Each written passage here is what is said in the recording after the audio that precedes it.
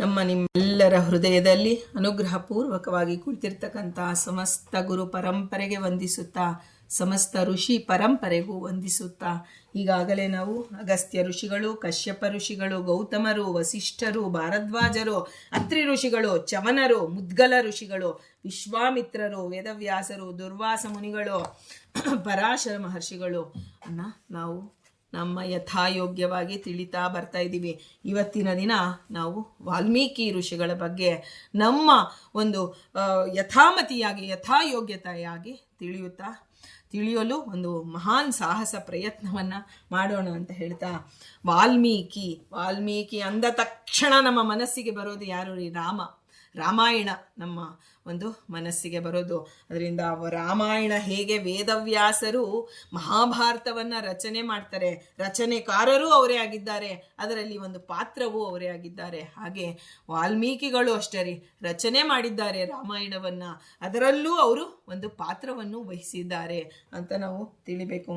ಮೊದಲಿಗೆ ನಾವು ವಾಲ್ಮೀಕಿಗಳ ಬಗ್ಗೆ ಅಷ್ಟು ಮೊದಲು ನಾವು ಏನಂತ ತಿಳಿಯೋಣ ಅಂತಂದರೆ, ಯಾರು ವಾಲ್ಮೀಕಿಗಳು ಅಂದರೆ ಆ ವಾಲ್ಮೀಕಿಗಳ ಶಿಷ್ಯರು ಯಾರು? ಭಾರದ್ವಾಜರು. ನಾವು ಸುಶೀಲಾ ಸಹಿತ ಭಾರದ್ವಾಜರನ್ನು ಕೇಳಿದ್ವಲ್ಲ, ಆ ಭಾರದ್ವಾಜರ ಗುರುಗಳಾಗಿದ್ದಾರೆ ಇವರು ಬೃಹಸ್ಪತ್ಯಾಚಾರ್ಯರ ಪುತ್ರರಾಗಿದ್ದಾರೆ. ವಾಲ್ಮೀಕಿ ಮಹರ್ಷಿಗಳು ಭಾರದ್ವಾಜರು ಬೃಹಸ್ಪತಿಯ ಪುತ್ರರು, ವಾಲ್ಮೀಕಿಗಳ ಶಿಷ್ಯರಾಗಿದ್ದಾರೆ ಅಂತ ತಿಳಿಬೇಕು. ಇದನ್ನು ತಿಳಿತಾ ನಾವು ಮೊದಲಿಗೆ ಎಲ್ಲಿ ವಾಲ್ಮೀಕಿಗಳು ತಮ್ಮ ಚರಿತ್ರೆಯನ್ನು ಯಾರ ಮುಂದೆ ಹೇಳ್ಕೊಂಡಿದ್ದಾರೆ ಅಂದರೆ ರಾಮನ ಮುಂದೆ ವಾಲ್ಮೀಕಿಗಳು ಹೇಳ್ಕೊತಾರೆ. ಈ ಒಂದು ರಾಮಾಯಣದಲ್ಲಿ ಬರುತ್ತೆ, ಶ್ರೀರಾಮ ಭರದ್ವಾಜರ ಆಶ್ರಮಕ್ಕೆ ಬರ್ತಾನೆ. ಆಗ ಭರದ್ವಾಜರು ಹೇಳ್ತಾರೆ, ರಾಮ ನೀನು ಚಿತ್ರಕೂಟಕ್ಕೆ ಹೋಗು, ಇದು ಅಯೋಧ್ಯೆಗೆ ಹತ್ರ ಇದೆ ಈ ಒಂದು ನಮ್ಮ ಆಶ್ರಮ, ಅಯೋಧ್ಯವಾಸಿಗಳು ಪದೇ ಪದೇ ಇಲ್ಲಿ ಬಂದು ನಿನಗೆ ಇದು ಆಗೋದ್ರಿಂದ ನೀನು ಚಿತ್ರಕೂಟಕ್ಕೆ ಹೋಗು. ಆಗ ಚಿತ್ರಕೂಟದಲ್ಲಿ ಯಾಕೆ ಚಿತ್ರಕೂಟಕ್ಕೆ ಕಳಿಸ್ತಾನೆ ಅಂದರೆ, ಅಲ್ಲಿ ನನ್ನ ಗುರುಗಳು ಇದ್ದಾರೆ, ವಾಲ್ಮೀಕಿ ಋಷಿಗಳು ಚಿತ್ರಕೂಟದಲ್ಲಿ ಇರ್ತಾರೆ. ಆ ವಾಲ್ಮೀಕಿಗಳ ಆಶ್ರಮ ಇವತ್ತಿಗೂ ಇದೆಯಂತೆ ರೀ. ಅದರಲ್ಲಿ ಬಂದು ರಾಮ ಆಶ್ರಮಕ್ಕೆ ಬರ್ತಾನೆ. ಯಾರು? ನಮ್ಮ ಉಪಾಸ್ಯ ರಾಘವೇಂದ್ರ ಸ್ವಾಮಿಗಳಿಂದ ಉಪಾಸ್ಯನಾದಂತಹ ಮೂಲ ರಾಮರಿ. ಇವತ್ತು ರಾಮನ ಬಗ್ಗೆ ಅತ್ಯಂತವಾಗಿ ಅನುಗ್ರಹ ಪಡೆದಂತಹ ಆ ರಾಮನಾಮದಲ್ಲಿ, ಆ ರಾಮನಾಮವನ್ನು ಅನುಗ್ರಹಪೂರ್ವಕವಾಗಿ ಪ್ರಾಕ್ಟಿಕಲಿ ಅಂತ ಹೇಳ್ತೀವಲ್ಲ, ಪ್ರಾಯೋಗಿಕವಾಗಿ ರಾಮ ಅನ್ನುವ ಹೆಸರು ಬರದೇ ಇರುವಂತಹ ಸ್ಥಿತಿಯಲ್ಲಿದ್ದಾಗಲೂ ರಾಮ ಅನ್ನುವ ಯಾವ ಒತ್ತಕ್ಷರ ಇಲ್ಲ, ದೀರ್ಘಾಕ್ಷರ ಇಲ್ಲ, ಅನುಸ್ವಾರ ಏನೇನೂ ಇಲ್ಲ ರೀ. ಆದರೆ ಪಾಪ ಎಷ್ಟು ತುಂಬಿತ್ತು ಅಂದರೆ ರಾಮ ಅನ್ನೋದಕ್ಕೆ ಬಂದಿಲ್ಲ ನನಗೆ ಅಂತ ಮುಂದೆ ಹೇಳ್ತಾರವರು. ಹಾಗೆ ಆ ರಾಮನನ್ನ ಅನುಗ್ರಹವನ್ನು ಅನುಭವಿಸಿದಂತಹ ವಾಲ್ಮೀಕಿ ಋಷಿಗಳನ್ನು ಇವತ್ತು ರಾಘವೇಂದ್ರ ಸ್ವಾಮಿಗಳವರ ಸೇವಾ ರೂಪದಲ್ಲಿ ನಾವು ತಿಳಿಯೋಣ. ಇಲ್ಲಿ ವಾಲ್ಮೀಕಿ ಮಹರ್ಷಿಗಳ ಆಶ್ರಮ ಇರುತ್ತೆ. ರಾಮ ಬಂದಾಗ ಎಲ್ಲಿ ರಾಮ, ಎಲ್ಲಿ ವಾಲ್ಮೀಕಿಗಳು? ಅವರ ತಮ್ಮ ಚರಿತ್ರೆಯನ್ನು, ಸ್ವಾಮಿ ನಾನು ಎಂಥವನು, ನನ್ನ ಬಳಿಗೆ ನೀನು ಬಂದಿದ್ಯಾ, ಇದಕ್ಕೆ ಕಾರಣ ನಮ್ಮ ಗುರುಗಳು ನಾರದರು ಅಂತ ಹೇಳ್ತಾರೆ. ಇವತ್ತು ಪ್ರಹ್ಲಾದರಾಜರು ಅವರ ಸಂತೋಷವಾಗಬೇಕಾದ್ರೆ ಅವರನ್ನು ನೀವು 100 ರೀತಿಯಿಂದ ಸ್ಮರಣೆ ಮಾಡಿ, ಆದರೂ ಅವರು ಒಂದು ಹಂತದಲ್ಲಿ ಇರ್ತಾರೆ. ಆದರೆ ಅವರ ಗುರುಗಳನ್ನು ಸ್ಮರಣೆ ಮಾಡಿದರೆ ಅವರು ಅತ್ಯಂತ ಪ್ರಸನ್ನವದನರಾಗ್ತಾರೆ. ಯಾರೇ ಆಗಲಿರಿ, ನಮ್ಮ ಗುರುಗಳ ಹೆಸರು ಹೇಳಿದ್ರೆ ನಮ್ಮ ಕಿವಿ ಚುರುಕಾಗತ್ತೆ ನೋಡಿ, ನಮ್ಮ ಮನಸ್ಸು ಒಂದು ರೀತಿಯಲ್ಲಿ ಅರಳತ್ತೆ. ಅಂದರೆ ಅದು ಅಲ್ಲಿವರೆಗೂ ಇರುವ ಒಂದು ಮನಸ್ಥಿತಿಯೇ ಬೇರೆ. ಗುರುಗಳ ಹೆಸರಿನಿಂದ ನಮ್ಮನ್ನು ಗುರುತಿಸಿದಾಗ ಆಗ ನಮಗೆ ಬರುವ ಮನಸ್ಥಿತಿಯೇ ಬೇರೆ ಅಂತ ಹೇಳಿದರೆ. ಹಾಗೆ ರಾಮ ಬಂದ, ವಾಲ್ಮೀಕಿಗಳು ತುಂಬ ಹೃದಯದಿಂದ ಅವರನ್ನು ಸ್ವಾಗತ ಮಾಡ್ತಾರೆ, ಅರ್ಘ್ಯಪಾದ್ಯಗಳನ್ನು ಕೊಡ್ತಾರೆ. ಸವಿಯಾದ ಹಣ್ಣುಗಳನ್ನು ಹೇಗೆ ಶಬರಿ ಎತ್ತಿಟ್ಟಿದ್ಲೋ ಹಾಗೆ ವಾಲ್ಮೀಕಿಗಳು ತಮ್ಮ ಜೀವನದಲ್ಲಿ ನಡೆದಂತಹ ಪ್ರತಿಯೊಂದು ಸಿಹಿ ಘಟನೆಗಳು, ಕಹಿ ಘಟನೆಗಳು ಅಂದರೆ ಫಲ ಅಂತ ಹೇಳ್ತೀವಿ. ಒಂದು ಹಣ್ಣು ಸಿಹಿಯಾಗೂ ಇರುತ್ತೆ, ಹುಳಿಯಾಗಿ, ನೋಡೋಕ್ಕೆ ಮಾವಿನ ಹಣ್ಣು ಎಲ್ಲ ಚೆನ್ನಾಗಿರುತ್ತೆ, ಆದರೆ ಅದರೊಳಗೆ ಹುಳಿ ಇದೆಯೋ ಸಿಹಿ ಇದೆಯೋ ಅನ್ನೋದು ನಮಗೆ ಗೊತ್ತಿಲ್ಲ. ಅದು ಯಾವ ರೀತಿಯ ಬೀಜದ ಒಂದು ಮರದಿಂದ ಬಿಟ್ಟಿದೆಯೋ ಅದು ಆ ರೀತಿ ಇರುತ್ತೆ. ಬಟ್ ನೋಡುವುದಕ್ಕೆ ಹೇಗೆ ಗೊತ್ತಾಗೋದಿಲ್ವೋ ಹಾಗೆ ನಮ್ಮ ಕರ್ಮದಲ್ಲಿ ನಿನ್ನೆ ನಾವು ತಿಳಿದ್ವಿ, ಕರ್ಮದಲ್ಲಿ ಸುಖವಾಗಲಿ ಅಥವಾ ಪುಣ್ಯವಾಗಲಿ ಅಥವಾ ಪಾಪವಾಗಲಿ, ಅದರಲ್ಲಿ ಅದು ಮಿಶ್ರಣವಾದಂತಹ ಕರ್ಮ, ಹುಳಿ ಸಿಹಿ ಎಲ್ಲ ಖಾರ ಅಷ್ಟೂ ಬಗೆಯ ರುಚಿಗಳು ಒಂದು ಇದರಲ್ಲಿ ಇರುತ್ತೆ ನಮ್ಮ ಕರ್ಮದಲ್ಲಿ. ಅದನ್ನೆಲ್ಲವನ್ನು ಅದರ ಒಂದು ಸಂಕೇತದಂತೆ ಒಳ್ಳೆಯ ಉತ್ತಮವಾದಂತಹ ಹಣ್ಣುಗಳನ್ನು ಆ ಭಗವಂತನಿಗೆ ಅರ್ಪಣೆ ಮಾಡ್ತಾರೆ. ಆಗ ರಾಮ ಕೇಳ್ತಾನೆ, ನನಗೆ ಈ ಚಿತ್ರಕೂಟದಲ್ಲಿ ಒಂದು ಉತ್ತಮವಾದ ಸ್ಥಳವನ್ನು ಸೂಚನೆ ಮಾಡಿ ಸ್ವಾಮಿ ಅಂತ. ಆಗ ವಾಲ್ಮೀಕಿಗಳು ಹೇಳೋದನ್ನು ನಾವು ಸುವರ್ಣಾಕ್ಷರದಲ್ಲಿ ಬರೆದಿಟ್ಕೋಬೇಕ್ರಿ. ಸ್ವಾಮಿ, ನೀನು ಜಗತ್ತಿಗೆ ಒಡೆಯನಾಗಿದೆಯಾ, ಎಲ್ಲರ ಭಕ್ತರ ಹೃದಯವೇ ನಿನಗೆ ಆವಾಸ ಸ್ಥಾನವಾಗಿದೆ. ನೀನು ನನ್ನನ್ನು ಎಲ್ಲಿ ನಾನು ಕೂಡ್ಲಿ, ನನಗೊಂದು ಜಾಗ ತಿಳಿಸಿ ಅಂತ ನೀ ಹೇಳ್ತೀಯಲ್ಲ, ಆ ಸಮಸ್ತರಿಗೂ ಜಾಗ ಕೊಟ್ಟವನು ನೀನು ಸ್ವಾಮಿ. ಉತ್ತಮರ ಹೃದಯವೇ ಆ ಶ್ರೀಮದಾಚಾರ್ಯರಂತಹ ರುಜುಗಳ ಒಂದು ಯಾವುದೇ ರೀತಿಯ ಅಶುದ್ಧತೆಗೆ ಅವಕಾಶವೇ ಇಲ್ಲದಂತಹ ಅವರ ಹೃದಯದಲ್ಲಿ ವಾಸ ಮಾಡುವವನು ನೀನು ಅಂತ ಹೇಳ್ತಾ, ಆ ಒಂದು ನನಗೆ ಹೇಗೆ ಈ ಒಂದು ಋಷಿಯ ಪದವಿ ಪ್ರಾಪ್ತ ಆಯಿತು ಅಂತ ಹೇಳ್ತಾ ತನ್ನ ಒಂದು ವೃತ್ತಾಂತವನ್ನ ರಾಮನ ಎದುರಿಗೆ ಹೇಳ್ಕೊತ, ರಾಮ ಎಲ್ಲ ಗೊತ್ತಿದೆ, ಆದರೆ ಇವಾಗ ದೊಡ್ಡವರ ಮುಂದೆ ನಾವು ಹೇಳ್ಕೊತೀವಲ್ವಾ, ಸ್ವಾಮಿ ನನಗೆ ಹಿಂಗಾಗಿದೆ ಅಂತ. ಆ ರೀತಿ ಭಗವಂತನ ಮುಂದೆ ತನ್ನ ಹೀನತೆ ಏನೇನು, ಯಾವ ಹಂತದಲ್ಲಿ ನಾನಿದ್ದೆ, ನಿನ್ನ ದಯದಿಂದ ನಾನು ಯಾವ ಹಂತಕ್ಕೆ ಬಂದೆ, ನಿನ್ನ ದಯ ನಿನ್ನ ಭಕ್ತರ ಮೂಲಕ ನನಗೆ ಸಿಕ್ಕಿದೆ ಸ್ವಾಮಿ. ಅವತ್ತು ನಾರದರು ಬಂದು ನನಗೆ ಅನುಗ್ರಹ ಮಾಡಿದ್ದಕ್ಕೆ ಇವತ್ತು ನೀನು ನನ್ನ ಬಳಿಗೆ ಬಂದಿದ್ಯಾ. ಭರದ್ವಾಜರಂತಹ ಶಿಷ್ಯರನ್ನ ಕೊಟ್ಟಿದ್ಯಾ. ಭರದ್ವಾಜರು ನನ್ನ ಶಿಷ್ಯರು ನಿನ್ನನ್ನು ಇಲ್ಲಿಗೆ ಕಳಿಸಿದ್ದಾರೆ ಅಂದರೆ ಅಂತಹ ಉತ್ತಮ ಶಿಷ್ಯ ಇರಬೇಕು. ನನಗೆ ಸಿಕ್ಕಿದ್ರೆ ಸಾಕು ಅನ್ನೋರು ಇಲ್ಲ ರೀ, ನನ್ನ ಗುರುಗಳ ಮನೆಗೆ ಇವತ್ತು ನಮ್ಮ ಸ್ವಾಮಿಗಳನ್ನ ಕರೆಸ್ಬೇಕು ಅಂತನ್ನೋ ಶಿಷ್ಯರು ಯಾರೂ ಇರೋದಿಲ್ಲ ರೀ. ನಮ್ಮನೆ ನಾನು ನಂದು ಅನ್ನೋದೇ ಜಾಸ್ತಿ ಇರುತ್ತೆ ಹೊರತು ನಮ್ಮ ಗುರುಗಳಿಗೆ ನಾವು ದೇವನನ್ನ ತೋರಿಸಿದಂಥವ್ರು ಮಹಾನುಭಾವರು ಭರದ್ವಾಜರು ಅಂತ ನಾವು ತಿಳಿತೀವಿ.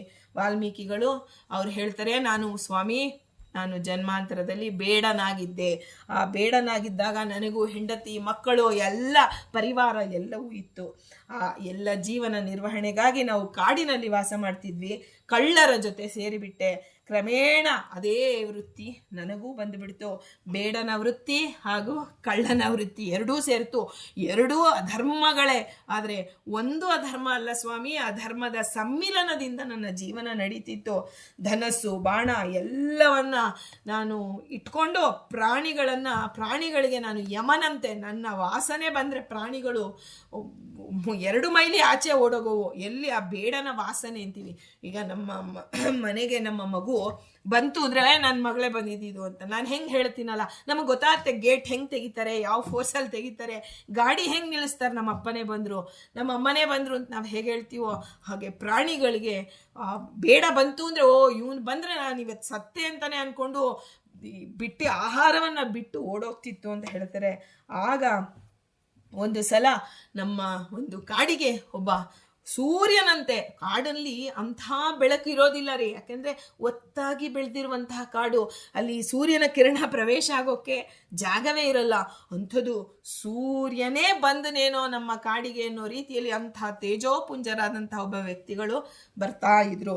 ಬಂದಾಗ ನಾನು ಅವರು ಇನ್ನೂ ಅಲ್ಲಿ ಬರ್ತಿದ್ದಾಗೆ ನಾನು ತುಂಬ ದೂರದಿಂದ ಅವರನ್ನು ನೋಡಿದೆ. ನೋಡಿದಾಗ ಮನಸ್ಸಿನಲ್ಲಿ ಏನೋ ಒಂದು ಮುದ ಆಯಿತು ನನಗೆ. ಆದರೆ ಅದನ್ನು ಪಕ್ಕಕ್ಕಿಟ್ಟು ನಾನು ಅವ್ರ ಹತ್ರ ಬಂದೆ. ಹತ್ತಿರ ಬರ್ತಿದ್ದಾಗ ಆಗ ನಾನು ಹೋಗಿ ಜೋರಾಗಿ ಅವರನ್ನು ಹಿಂದೆಯಿಂದ ಹಿಡಿಬೇಕು ಅಂತ ಹೋದರೆ ಆಗ ಅವರೇ ನನಗೆ ತಿರುಗಿಬಿಟ್ರು. ನಾವು ಹಿಂದೆಯಿಂದ ಹೋದೆ ರೀ. ಈಗ ಹೇಗೆ ಕನಕದಾಸರಿಗೆ ಅವ್ರು ಮುಂದೆ ಆಗಲಿಲ್ಲ ಆ ಒಂದು ಪೂರ್ವದ ಇದರಲ್ಲಿ ಅಂತ ಹೇಳಿ ಹಿಂದೆ ಬಂದು ಸ್ತೋತ್ರ ಮಾಡ್ತಿದ್ರು, ಕೃಷ್ಣ ಹೇಗೆ ತಿರುಗಿದ್ನೋ ಅವತ್ತು ಗುರುಗಳು, ನಾನು ಹಿಂದೆಯಿಂದ ಗುರುಗಳು ಅಂತ ಗೊತ್ತಿಲ್ಲ ನನಗೆ, ಆದರೆ ಓಡಿ ಹೋಗಿ ಹಿಂದೆಯಿಂದ ಆಕ್ರಮಣ ಮಾಡಿ ಅವ್ರ ಹತ್ರ ಇರೋದು, ಅವ್ರ ಹತ್ರ ಏನಿತ್ತು ವೀಣೆ ಒಂದೇ ಇದ್ದಿದ್ದು, ಅದನ್ನು ಆಕ್ರಮಣ ಮಾಡಿ ಹಿಂಗೆ ಹಿಡ್ಕೊಳ್ಬೇಕು ಅಂತ ಹೋದರೆ ಅವರೇ ನನಗೆ ಸಮ್ಮುಖರಾದಾಗ ಆವಾಗ ನಾನು ಹೇಳಿದೆ, ನಾನೊಬ್ಬ ಕಳ್ಳನಿದ್ದೇನೆ, ಹೇಳ್ಕೊಳ್ಳೋ ಅವಶ್ಯಕತೆ ಇಲ್ಲ. ಆದರೆ ಅವರನ್ನು ನೋಡಿ ನನಗೆ ಅನ್ನಿಸ್ತು, ನಾನೊಬ್ಬ ಕಳ್ಳನಿದ್ದೇನೆ, ನೀವು ನಿಮ್ಮ ಹತ್ರ ಇರೋ ಬೆಲೆ ಬಾಳುವಂತಹ ಎಲ್ಲವನ್ನ ನನಗೆ ಕೊಡಬೇಕು ಅಂತ ಹೇಳಿ ಅವರ ಜೋರಾಗಿ ಕೈ ಹಿಡಿದು ಕೇಳಿದೆ. ಅವಾಗ ಹೇಳಿದ್ರು, ನಿನಗೆ ಕೊಡುವುದಕ್ಕಾಗೆ ಬಂದಿದ್ದೀವಪ್ಪ ನಾವು. ನನ್ನ ಹತ್ರ ಬೆಲೆ ಇರುವಂತಹ ಬೆಲೆ ಬಾಳುವುದು ಯಾವುದು ಅಂದರೆ ಭಗವಂತನ ನಾಮಸ್ಮರಣೆ. ನಾರದರ ಹತ್ರ ಇನ್ನೇನಿದೆ? ನಾರದರು ನಾರಾಯಣನ ನಾಮಸ್ಮರಣೆ ಮಾಡೋರು. ನಾವು ಹೇಗೆ ಟೀಕಾರಾಯರನ್ನ ಕೇಳ್ತೀವಿ ನೋಡಿ, ಟೀಕಾರಾಯರ ಸ್ತೋತ್ರವನ್ನು ಪ್ರತಿದಿನ ಓದ್ತೀವಿ. ಆ ಪ್ರತಿದಿನ ಓದೋದ್ರಲ್ಲಿ ಆನಂದ ತೀರ್ಥೋಪದಿಷ್ಟೋ ನಿಧಿರ್ ನಾರಾಯಣಾಫಯ, ಅಂದರೆ ನಿಧಿಯಂತೆ ಇರುವಂತಹ ನಾರಾಯಣ ನನ್ನಲ್ಲಿದ್ದಾನೆ, ಅದನ್ನು ನಾನು ನಿನಗೆ ಕೊಡೋದಕ್ಕಾಗೇ ಬಂದಿದ್ದೀನಿ ಅಂತ ಹೇಳಿ ನಾರದರು ಹೇಳ್ತಾರೆ. ಅದು ಯಾವುದು ನನಗೆ ಅರ್ಥ ಆಗಿಲ್ಲ ಸ್ವಾಮಿ. ಆಗ ಅವ್ರ ಹತ್ರ ಇರುವ ವೀಣೆಯನ್ನು ನಾನು ತಗೊಳಕ್ಕೆ ಹೋದೆ. ಅವ್ರು ಹೇಳಿದ್ರು, ಆಯ್ತಪ್ಪ, ನೀನಿಗೆ ನಾನು ಇರೋದನ್ನೆಲ್ಲ ಕೊಡ್ತೀನಿ, ಆದರೆ ನನ್ನ ಒಂದು ಪ್ರಶ್ನೆಗೆ ನೀನು ಉತ್ತರಿಸ್ಬೇಕು. ಏನು, ಈಗ ನೀನು ಇಷ್ಟೆಲ್ಲ ಪ್ರಾಣಿ ಪಕ್ಷಿಗಳನ್ನೆಲ್ಲ ಹಿಂಸೆ ಮಾಡಿ ಕಳ್ಳತನ ಮಾಡ್ತಿದೆಯಲ್ಲ, ಇದಕ್ಕೆ ಎಂಥ ಪಾಪ ಇದೆ ಗೊತ್ತಾ? ಯಮಲೋಕದಲ್ಲಿ ನಿನಗೆ ಎಂಥೆಂಥ ಶಿಕ್ಷೆಗಳು ಕಾದಿದೆ ಗೊತ್ತಾ ಅಂತ ಎಲ್ಲವನ್ನ ಹೇಳ್ತಾನೆ. ಅವನನ್ನು ವಿರೋಧಿಸುವಂತಹ ಚೈತನ್ಯವೇ ಇರೋದಿಲ್ಲ ಬೇಡಂಗೆ. ಅವ್ರು ಹೇಳಿದ್ದೆಲ್ಲವನ್ನ ಕೇಳ್ತಾ ನಿಂತ್ಕೋತಾನೆ. ಆಗ ಒಂದು ಕ್ಷಣದಲ್ಲಿ ಅವನಿಗನ್ಸುತ್ತೆ, ಇಂಥಿಂಥ ನಾನೇ ಎಲ್ಲರಿಗೂ ಶಿಕ್ಷೆ ಕೊಡೋನು, ನನಗೆ ಯಾರು ಶಿಕ್ಷೆ ಕೊಡ್ತಾರೆ, ಇಂಥವ್ರು ಹೇಳ್ತಿದಾರಲ್ಲ ಅಂತ. ಹೋಗು, ನಿನ್ನ ತಂದೆ ತಾಯಿ ಹೆಂಡತಿ ಮಕ್ಕಳು ಬಂಧು ಬಳಗ ಎಲ್ಲ ಇದಾರಲ್ಲ, ಹೋಗು ಕೇಳ್ಕೊಂಬ. ಇಷ್ಟು ಪಾಪಕ್ಕೆ ನಿನಗೆ ಇಷ್ಟು ಪಾಪ ಬಂದಿದೆ, ನಿನಗಿಷ್ಟು ಶಿಕ್ಷೆ ಆಗುತ್ತೆ. ಈ ಶಿಕ್ಷೆಯಲ್ಲಿ ಅವ್ರು ಯಾರಾದರೂ ಪಾಲು ತಗೋತಾರ? ನೀವು ಎಲ್ಲನ ಹೊಟ್ಟೋಗ್ತೀರಾ? ಅವನು ಹೇಳ್ತಾನೆ, ಕಟ್ಟಾಕ್ಬಿಡಪ್ಪ ಅಂತ. ಅಂದರೆ ಒಂದು ಅಲ್ಲೇ ಇದ್ದಂತಹ ಮರದ ಒಂದು ಟೊಂಗೆ ಇದನ್ನು ತಗೊಂಡು ಆ ಮರಕ್ಕೆ ನಾರದರನ್ನು ಕಟ್ಟಿ, ಆ ನಾರದರ ವೀಣಾ ಸಮೇತ ಅದನ್ನು ಕಟ್ಟಿ, ಆಯ್ತಪ್ಪ ನೀನು ಕಟ್ಟು, ನನ್ನ ಪಾಡಿಗೆ ದೇವರ ಸ್ಮರಣೆ ಮಾಡಿ ನಾ ಕೂತ್ಕೊಂಡಿರ್ತೀನಿ, ನೀನು ಹೋಗಿ ಕೇಳ್ಕೊಂಬ. ಆಗ ಹೋಗ್ತಾನೆ, ತಂದೆ ಹತ್ರ ಹೋಗಿ ಕೇಳ್ತಾನೆ, ತಾಯಿ ಹತ್ರ ಹೋಗಿ ಕೇಳ್ತಾನೆ, ಅಮ್ಮ ನನ್ನ ಪಾಪದಲ್ಲಿ ನೀನು ಭಾಗ ತಗೋತೀಯಾ? ತಂದೆ ಹೇಳ್ತಾನೆ, ನೀನು ನನ್ನ ಮಗ, ನಿನ್ನ ಸಾಕಿದ್ದೀನಿ, ಸಲಹಿದ್ದೀನಿ. ಈಗ ನಾನು ವೃದ್ಧನಾದಾಗ ನೀನು ನನ್ನನ್ನು ಸಾಕೋದು ನಿನ್ನ ಧರ್ಮ, ನಿನ್ನ ಪಾಪ ನನಗೆ ಸಂಬಂಧ ಇಲ್ಲ. ನೀನು ಸಾಕಬೇಕು, ನಿನ್ನ ಕರ್ತವ್ಯ ನೀನು ಮಾಡ್ತಿದ್ಯಾ. ತಾಯಿಯೂ ಹಾಗೆ ಹೇಳ್ತಾಳೆ. ಹೆಂಡತಿ ಹೇಳ್ತಾಳೆ, ನೀನು ಅರ್ಧಾಂಗಿ ಅಲ್ವಾ, ನೀನು ತಗೋತೀಯ ನನ್ನ ಪಾಪನ. ಅಂದರೆ ನಿನ್ನ ಪುಣ್ಯದಲ್ಲಿ ನನಗೆ ಭಾಗ ಇದೆಯೇ ಹೊರತು ನಿನ್ನ ಪಾಪ ನನಗೆ ಬೇಡ. ಹೊಲಸು ಯಾರು ಇಷ್ಟಪಡ್ತಾರೆ ರೀ? ನನಗೆ ಬೇಡ. ಮಕ್ಕಳಂತೂ ಅರ್ಥವೇ ಆಗೋದು ಅಂತ ಸ್ಥಿತಿಯಲ್ಲಿರುವಂತಹ ಮಕ್ಕಳು ಹೇಳ್ತಾರೆ, ತಾಯಿ ಹೇಳ್ಕೊಡ್ತಾಳೆ, ನಿಮಗೆ ಕೆಟ್ಟದ್ದು ಬೇಕಾ ಅಂದರೆ ಅದು ಬೇಡ ಅನ್ನತ್ವೆ. ಯಾರೂ ಇಸ್ಕೊಳ್ಳಲ್ಲ ರೀ ನಿನ್ನ ಪಾಪದಲ್ಲಿ, ನಿನ್ನ ಭಾಗ ನಮಗೆ ಬೇಡ, ನೀನು ನಮ್ಮನ್ನು ಸಾಕೋದು ನಿನ್ನ ಡ್ಯೂಟಿ ಅಂತ ಹೇಳ್ಬಿಟ್ಟು ಕಳಿಸ್ತಾರಲ್ಲ. ಆಗ ಅವನಿಗೆ ಅಲ್ಲಿಂದ ಕಣ್ಣಲ್ಲಿ ನೀರು ಹಾಕೊಂಡು ಬರ್ತಾನೆ. ಆ ಕಣ್ಣೀರು, ಅವನು ಹಾಕುವ ಕಣ್ಣೀರು ಅವತ್ತು ನಾರದರ ಪಾದ ತೊಳೆಯುತ್ತೆ ರೀ. ಪಾದ ಪೂಜೆ, ದೊಡ್ಡವರು ಬಂದರೆ ಪಾದ ಪೂಜೆ ಮಾಡಬೇಕು ಅಂತಾರೆ, ಆದರೆ ಇವನ ಆ ಒಂದು ದುಃಖದ ಕಣ್ಣೀರು ನಾರದರ ಒಂದು ಪಾದವನ್ನು ತೊಳೆದು ದೀರ್ಘದಂಡ ನಮಸ್ಕಾರ ಮಾಡ್ತಾನೆ. ನೋಡಿದಾಗಲೇ ಅವನಿಗೆ ಮನಸ್ಸಿಗೆ ಏನೋ ಒಂದು ರೀತಿ ಆಗಿತ್ತು ಆ ಬೇಡನಿಗೆ. ಆದರೆ ಯಾವಾಗ ಆ ನಾರದರ ಕೈ ಹಿಡ್ಕೊಂಡಾಗ್ಲೇನೆ ಅವನು ಅವರ ಮಾತು ಕೇಳಬೇಕು ಅನಿಸಿತ್ತು. ಈಗ ಪಾದವನ್ನು ಸ್ಪರ್ಶ ಮಾಡಿಬಿಟ್ಟ. ಅವನ ಮನಸ್ಸಿಗೆ ಆ ಕೊಳೆ, ಹೇಗೆ ನಾವು ಸೋಪ್ ಹಚ್ಚಿ ಬಟ್ಟೆಯನ್ನು 4 ಬಾರಿ ಪಟ್ ಪಟ್ ಅಂತ ಒಗೆದಾಗ ಹೇಗೆ ಕೊಳೆ ಹೋಗುತ್ತೋ ಹಾಗೆ ಪಾದ ಸ್ಪರ್ಶ ಆಗ್ತಿದ್ದಂಗೆ ನಾರದರದು ಅವನಿಗೆ ಸಂತೋಷ ಆಗೋಯ್ತು. ಏನು ಗೊತ್ತಿಲ್ಲ, ಭದ್ರವಾಗಿ ಪಾದವನ್ನು ಹಿಡಿದು ಎತ್ತುತ್ತಾರೆ ರೀ ನಾರದರು. ಅನೇಕ ಮಹಾನುಭಾವರನ್ನ ಜಗತ್ತಿಗೆ ಕೊಟ್ಟವರು ನಾರದರು. ಪ್ರಹ್ಲಾದರಾಜರು ಇವತ್ತು ಕೂತ್ಕೊಂಡು ನಾವು ಸಣ್ಣ ಮಾತು ಹೇಳ್ತಿರ್ಬೋದು ರೀ, ಗುರುಗಳು ಖಂಡಿತ ಕೇಳ್ತಿರ್ತಾರೆ. ಯಾಕೆಂದ್ರೆ ರಾಮಾಯಣದಲ್ಲಿ ಬರುತ್ತೆ ರೀ, ಮೂಲ ರಾಮಾಯಣದಲ್ಲೇ ಬರುತ್ತೆ. ಹನುಮಂತ ದೇವರು ಯಾರು ರಾಮಾಯಣವನ್ನ ಹೇಳ್ತಾರೆ, ಬಾಲಾದಪಿ ಶುಕಾದಪಿ, ರಾಮನ ಬಗ್ಗೆ ಹೇಳ್ತಾರೆ. ಹನುಮಂತ ದೇವರು ಬಂದು ಕೈ ಕಟ್ಕೊಂಡು ಕೂತು ಕೇಳ್ತಾರೆ ಅನ್ಬೇಕಾರೆ ತಮ್ಮ ಗುರುಗಳು ನಾರದರ ಬಗ್ಗೆ ನಾವೇನೋ ಒಂದು ಹೇಳ್ತಿದ್ದೀವಿ, ಎಲ್ಲೋ ಒಂದು ಕಡೆ ಕೂತು ಹೇಳ್ತಿದ್ದೀವಿ ಅಂದರೆ ಖಂಡಿತವಾಗಿ ಗುರುಗಳು ನಮ್ಮ ಮಾತನ್ನ ಕೇಳ್ತಾ ಇರ್ತಾರೆ. ಆಗ ನಾರದರು ಹಿಡಿದು ಎಬ್ಬಿಸ್ತಾರೆ. ನೋಡಪ್ಪ, ನಿನಗೆ ನಾನು ರಾಮನಾಮವನ್ನು ನಾನು ಉಪದೇಶ ಮಾಡ್ತೀನಿ. ಆ ಒಂದು ಯಮಲೋಕದಲ್ಲಿ ಇರೋದೇ ರಾಮನ ರೂಪ. ಹಾಗಾಗಿ ನಿನಗೆ ರಾಮನಾಮವನ್ನು ಉಪದೇಶ ಮಾಡ್ತೀನಿ.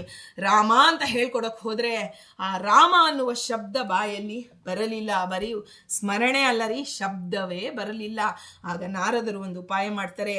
2 ಮರಗಳ ನಡುವೆ ಅವನನ್ನು ನಿಲ್ಲಿಸ್ಬಿಟ್ಟು, ಆ ಮರ ಈ ಮರ, ಆ ಮರ ಈ ಮರ, ಆ ಮರ ಈ ಮರ, ಆ ಮರ ಈ ಮರ ಅಂತ ಹೇಳು ಅಂತ ಹೇಳ್ಬಿಟ್ಟು ಹೊರಟು ಬಿಡ್ತಾರೆ. ಅವನು ಗುರುಗಳ ಅದು ಏನೋ ಆ ಒಂದು ಶಕ್ತಿಯ ಬಲದಿಂದ ಅವರು ಹೇಳಿದ್ದನ್ನೇ ಹೇಳ್ತಾ ಹೇಳ್ತಾ ಹೇಳ್ತಾ ಹೇಳ್ತಾ ಹೇಗೆ ಆಗ ಕೊನೆಗೆ ಅವನ ನಾಲಿಗೆಯಲ್ಲಿ ರಾಮನಾಮ ಬರುತ್ತೆ. ಹಾಗೆ ನಾವು ಇವತ್ತು ರೀ, ನಮಗೆ ಶ್ರೀಮದಾಚಾರ್ಯರಿಂದ ಹಿಡಿದು ಎಲ್ಲ ಗುರುಗಳು ಶ್ಲೋಕವನ್ನು ಕೊಟ್ಟಿದ್ದಾರೆ. ನಾವು ಇವತ್ತು ಬೇಡನಂತೆ ಪಾಪದ ಇದರಿಂದ ತುಂಬಿ ಹೋಗಿದ್ದೀವಿ. ಅವ್ರು ಹೇಳೋದು ನಮ್ಗೆ ಅರ್ಥ ಆಗ್ತಿಲ್ಲ.